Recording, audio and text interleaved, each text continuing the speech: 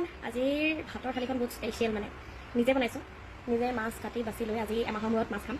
তো এইফালে বনাইছোঁ ভোল আলু বিলাহী দি মাছৰ বইল, তাৰপিছতে এইফালে এটা সৰু মাছ ফ্ৰাই, আৰু এইফালে বনাইছোঁ পনৌনোৱা শাকৰ লগত বুট আৰু মাছ দি পেলাই, মাছটো মানে ভাঙি দিছোঁ মাছৰ মাথাটো। এইফালে আছে পিঁয়াজ, সেইফালে আছে জলকীয়া, নেমু খোৱা নাই কাৰণ বিলাহী বহুত দিছোঁ, টেঙাও হৈছে, তো সেইকাৰণে আজি নেমু খোৱা নাই। আৰু ধুনীয়াকৈ সজালি যদি দিছে উপায় খাম, তেতিয়া ধুনীয়াকৈ খাওঁ আৰু দেওবৰীয়াৰ ভাতৰ এসাঁজ। আপোনালোকে খালে নাই বাৰু?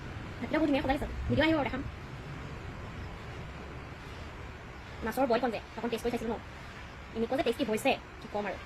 ফেনৰ আগতে মোৰ মাতটো আহিছে নাই নাজানো, কিন্তু গৰমো লাগিছে বনাই বনাই, সেইকাৰণে ফেনখন চলাই দিছোঁ। এতিয়া খাওঁ, আপোনালোকে চাব দেই।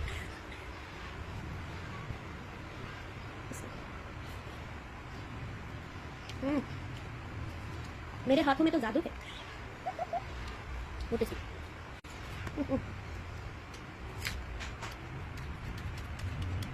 খাব লাগে কিডনি হওক লিভাৰ হওক কিডনি কাৰণে বহুত ভাল। মছলা মানে মাছ ভজা তেল কমাতে বনাইছোঁ, এনেকুৱা টেষ্টি হৈছে নহয়, বহুত টেষ্টি। আৰু বহুত দিনৰ মই তেল খাইছোঁ, মাছ খাইছোঁ, অমৃত খোৱা নিচিনা লাগিছে মোক।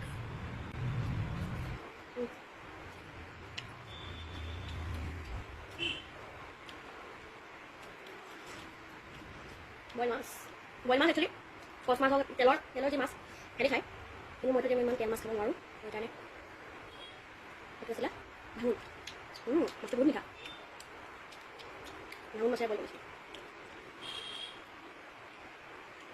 আৰু মই মানে বইল বনালে আদা নহৰুটো পিচি দিওঁৱেই, তাৰ লগত মানে এনেকৈ কুটিও দিওঁ লম্বা লম্বাকৈ, বহুত মজা লাগে। দি চাবচোন, পিচি দিবও আৰু অলপমান কুটি দিব লম্বা লম্বাকৈ, আদা নহৰুটো খাই মজা লাগে। জ্বলাটো একদম জোখৰ হৈছে, কিন্তু মই যদি অকণ বেছি খাওঁ তাৰমানে অকণ কম হৈছে।